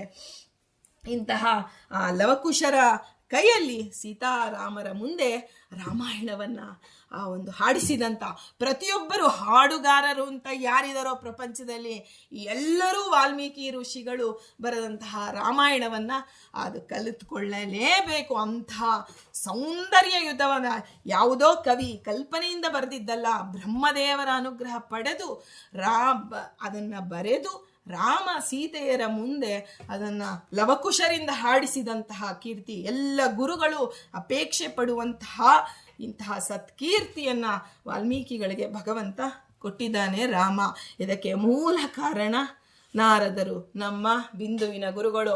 ಇವತ್ತು ನಾವು ನಮ್ಮ ಬಿಂದುವಿನ ಗುರುಗಳು ನಾರದರು ಅಂತ ಪ್ರತಿದಿನ ನಾವು ಸ್ಮರಣೆ ಮಾಡ್ತೀವಿ. ನರನಾಮ್ನೋ ಹರೇರ್ ಜ್ಞಾನಂ ನಾರಮಿತ್ಯುಚ್ಯತೆ ಬುಧೈಹಿ ತದ್ದಾತೃತ್ವಾತ್ ನಾರದಾಖ್ಯಂ ಗುರುವರ್ಯ ಮಹಂ ಭಜೆ. ಗುರುವರ್ಯ ಅನ್ನೋದಿದೆಯಲ್ಲ, ನಾವು ವಿಜಯದಾಸರ ಒಂದು ದೇವರ ನಾಮದಲ್ಲಿ ಕೇಳ್ತೀವಿ ನೋಡಿ, ಗುರು ಪುರಂದರ ದಾಸರೇ ನಿಮ್ಮ ಚರಣ ಕಮಲವ ನಂಬಿದೆ ಅನ್ನೋದ್ರಲ್ಲಿ ಕೊನೆಯಲ್ಲಿ ಬರುತ್ತೆ ಆ ಗುರುವರ್ಯ ಅಂತ. ಆ ಗರುವರಹಿತನ ಮಾಡಿ ಎನ್ನನು ಪೊರೆವ ಭಾರವು ನಿಮ್ಮದೇನದ್ರಲ್ಲಿ ಗುರುವರ್ಯ ಅಂತ ಬರುತ್ತೆ. ಆ ಮಾತು ಎಲ್ಲಿಂದ ಬಂತು? ಇದು ಬ್ರಹ್ಮವೈವರ್ತದಲ್ಲಿ ವೇದವ್ಯಾಸ ದೇವರು ಹೇಳಿದಂತಹ ಶ್ಲೋಕ. ಅದನ್ನು ನಾವು ಹೇಳಿದ್ದೀವಿ. ಇವತ್ತು ರಾಘವೇಂದ್ರ ಸ್ವಾಮಿಗಳ ಆರಾಧನೆ ದಿವಸ ವಾಲ್ಮೀಕಿಗಳನ್ನ ಆ ಒಂದು ರಾಮಾಯಣವನ್ನ ಲವಕುಶರು ಹಾಡಿದಂಥದ್ದು ಇವತ್ತು ನಮಗೆ ಕೇಳದೇ ಇರ್ಬೋದು ರೀ. ಆ ರಾಮಾಯಣ ಲವಕುಶರು ಹಾಡ್ತಾ ಇದ್ದಾರೆ. ರಾಮನ ಮುಂದೆ ಎಲ್ಲಿ ರಾಮ ಎಲ್ಲಿದ್ದಾನೆ? ಅವರು ವಾಲ್ಮೀಕಿಗಳು ಹೇಳಿದ್ರು, ನನಗೊಂದು ಸ್ವಲ್ಪ ಜಾಗ ತೋರಿಸಿ ವಾಲ್ಮೀಕಿಗಳೇ ಅಂದರೆ, ಎಲ್ಲ ಸಜ್ಜನರ ಹೃದಯ ಸ್ವಾಮಿ, ಅಂತಃಕರಣ ಶುದ್ಧಿ ಇರುವವರ ಹೃದಯವೇ ನಿನಗೆ ಆವಾಸ ಸ್ಥಾನ ಅಂತ ಹೇಳ್ತಾರೆ. ರಾಯರ ಅಂತಃಕರಣ ಶುದ್ಧ, ರಾಮ ಅಲ್ಲಿದ್ದಾನೆ, ರಾಮ ಸೀತೆಯರಿದ್ದಾರೆ, ಲವಕುಶರು ರಾಮಾಯಣವನ್ನು ಹಾಡ್ತಾ ಇದ್ದಾರೆ. ನಾವು ಎಲ್ಲ ಇಲ್ಲಿಂದನೇ ನೋಡ್ತಾ ಇದ್ದೀವಿ, ಕೇಳ್ತಾ ಇದ್ದೀವಿ ಅಂತ ಸೌಭಾಗ್ಯವನ್ನು ಕೊಡಲಿ ಅಂತ ಹೇಳ್ತಾ, ವಾಲ್ಮೀಕಿ ಋಷಿಗಳ ಅಂತರ್ಗತನಾದಂತಹ ಮುಖ್ಯ ಪ್ರಾಣ ಅಂತರ್ಗತನಾದ ಅಂಬ್ರಣೀಪತಿ ಅಂಬ್ರಣೀಪತಿ ವೇದವ್ಯಾಸ ರೂಪಿ ಭಗವಂತನಿಗೆ ಸನ್ಯಾಸಿಯಲ್ಲಿ ವೇದವ್ಯಾಸ ರೂಪ ನಿಚ್ಚಳವಾಗಿರುತ್ತೆ. ಆದರೆ ಅವರು ಪ್ರತಿನಿತ್ಯ ಪೂಜೆ ಮಾಡುವಂತಹ ಮೂಲ ರಾಮನು ಸ್ಥಿತನಾಗಿರ್ತಾನೆ. ವೇದವ್ಯಾಸ ಭಿನ್ನ, ಮೂಲ ರಾಮ, ಮೂಲ ಸಕುಟುಂಬ ಸಪರಿವಾರ ಸಮೇತನಾದಂತಹ ಶ್ರೀರಾಮನಿಗೆ ಹೇಳಿದಂಥದ್ದೆಲ್ಲವನ್ನ ಸಮರ್ಪಣೆ ಮಾಡೋಣ ಅಂತ ಹೇಳ್ತಾ, ಸರ್ವಂ ಸಂಪೂರ್ಣಂ ಶ್ರೀ ಕೃಷ್ಣಾರ್ಪಣಮಸ್ತು.